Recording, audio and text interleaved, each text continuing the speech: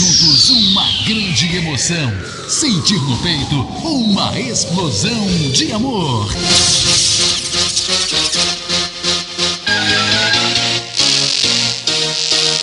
Está entrando no ar, na Catedral FM. Deus é 10. Com o Padre Jordão.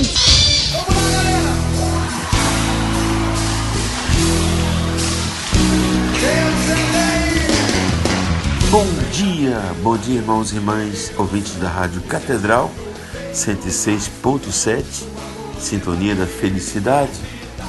Hoje, excepcionalmente, não vamos meditar sobre a Palavra de Deus, mas vamos meditar sobre a Palavra de Deus na vida daquele que foi proclamado há 5 anos co-padroeiro do Brasil, São José de Anchieta. Então vamos meditar sobre esse santo cuja vida a palavra se fez vivida no dia a dia de sua existência. José de Anchieta nasceu na Espanha, nas Ilhas Canárias, em 1534. Já adolescente, estudou em Coimbra, em Portugal, distinguindo-se por sua disciplina e vida de virtudes. Aos 16 anos, diante da imagem de Nossa Senhora do Bom Conselho, fez voto de castidade, consagrando sua virgindade a Nossa Senhora. Pouco depois ingressou na Companhia de Jesus, ordem pouco tempo fundada por Santo Inácio de Loyola, e destacando-se por uma extraordinária devoção eucarística, chegando a ajudar 5 missas por dia.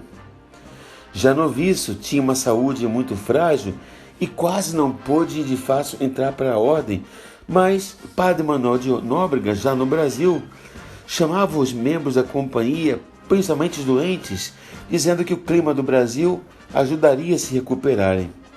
E foi assim que José de Anchieta veio para o Brasil por uma questão de saúde, mas, no entanto, já na viagem, obtinha melhora ajudando os mais fracos, em virtude do balanço do navio nas águas impetuosas.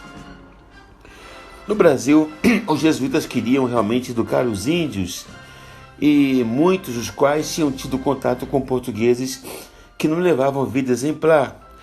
Por isso tinham resistência que só era vencida quando os padres testemunhavam os seus verdadeiros propósitos.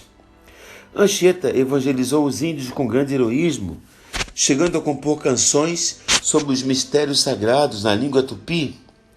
De tal sorte, Anchieta aprendeu essa língua que logo escreveu uma gramática na língua tupi, a primeira gramática existente na língua dos índios. Mas não somente evangelizava os índios, mas também os portugueses que não tinham lá, colonizadores que não tinham realmente prática religiosa, e começou a escrever peças de teatro e levando para que eles aprendessem um pouco da fé, deixando para nós uma rica obra literária. Quanto aos índios, ele catequizava as crianças, uma catequese tão eficaz que elas começavam a catequizar os seus pais, fiscalizando-os para que não pecassem, desenvolvendo assim nas tribos indígenas uma verdadeira infância missionária.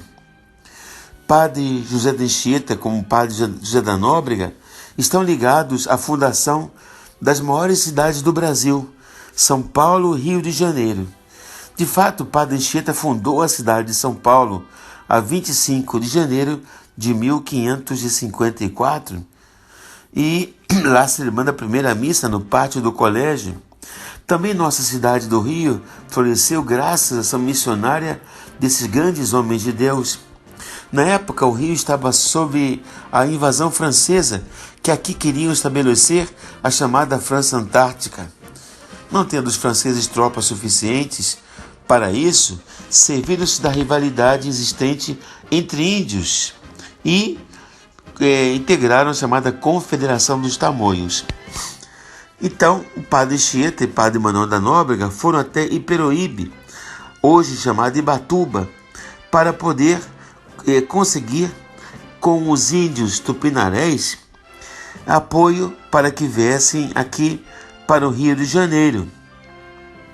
Como demorasse muito esse trabalho, padre José Manuel da Nóbrega voltou, os índios tupinambás, e padre Anchieta ficou ali.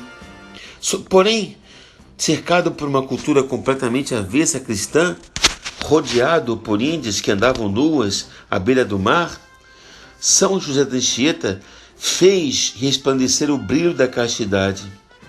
Foi uma tentação muito grande para ele. Por isso ele fez o voto a Nossa Senhora, prometendo que contaria sua vida em versos, caso ela guardasse intacta sua pureza. Anchieta é retratado escrevendo nas areias do mar esse poema, composto com 5.786 versos, em honra à Santa Mãe de Deus, antes de passá-lo ao papel. Com isso ele fez 3 propósitos. Primeira, oração. Ele empunhou especialmente a escrever com esmero e capacidade extraordinária tantos versos a Nossa Senhora. Segundo, a penitência, praticando cotidianamente através de jejuns, vigílias e com o uso do cilício. Terceiro, apostolado. Ele usava incessantemente ensinar os índios a fugir e evitar o pecado. No fim, fez tanto isso que acabou santificando a si mesmo. Depois de sua missão em Peroíbe, hoje Ubatuba, Anchieta ajudou a fundar o Rio, juntamente com Estácio de Sá. Ali, atrás do Pão de Açúcar, ocorreu em 1566 a Batalha das Canoas, na qual os tamoios e franceses saíram finalmente derrotados, e conta-se que apareceu São Sebastião. Algum tempo depois, José de Anchieta foi à Bahia. Antes fundou aqui no Rio a Santa Casa de Misericórdia. Com 32 anos foi ordenado padre, mas não terminou aí. Continuou a sua ação missionária, indo para o Brasil afora, descalço, com sua batina surrada, o rosário no pescoço e o crucifixo na mão. Conta-se que seus pés, de tão castigados, deixavam rastro de sangue por onde passavam. Quando foi canonizado, havia um quadro bonito na areia, com os pés grandes, mostrando como são belos os pés daqueles que anunciam a boa nova. Anchieta era um grande taumaturgo. Deus fazia grandes milagres por ele.